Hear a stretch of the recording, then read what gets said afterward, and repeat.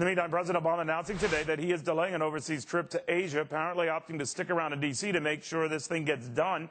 My next guest says the big guy might be better off getting out of town anyway. He's New Jersey Republican Congressman Leonard Lance. Congressman, what do you make of that he's staying home for a few more days? I suspect that the White House believes that a bill will pass next week. And what do you think? What does your gut tell you?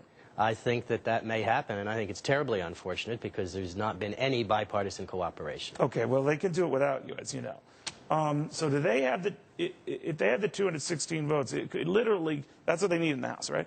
So it could literally be one of these, raise or close by a single vote sort of deal, huh? Absolutely. Last time it was 220 to 215, and that's right. I think it will be raise or close again. All right. Now, that one was a little misleading because I think a lot of congressmen were allowed to take a pass, so that wouldn't look politically hot for them. They're not going to have such an option. Not this time. I think that the Speaker is counting votes as we speak.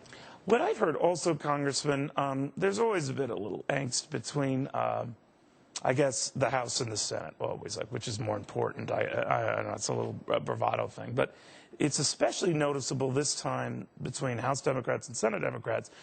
House Democrats, I guess, fear that Senate Democrats are going to ram something down their throat and not do the things they promised they would to acknowledge House angst over this thing. Do they have a point?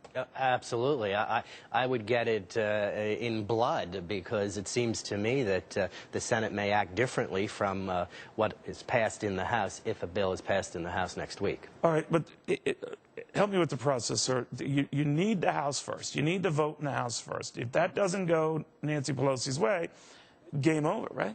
That's correct. What's going to happen on Monday is that this may come out of the Budget Committee, and then on Tuesday out of the Rules Committee, and the Rules Committee may engage in a really ridiculous procedure where the House would vote on the rule and not on the Senate bill. Man, you guys have a lot of rules and a lot of committees.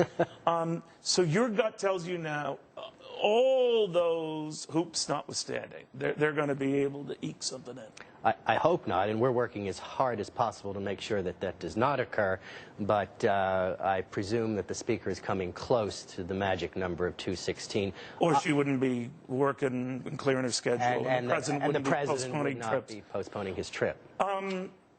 The rap on you guys, Republicans, is that you're just the no guys. You're no, and then you whine about we were never involved in the process, and the Democrats say, yeah, we offered you to be in the process, but you moaned and all of that. So what's the truth? I think that the summit at Blair House indicated that we have proposals, significant proposals, and the White House... Were you at the summit?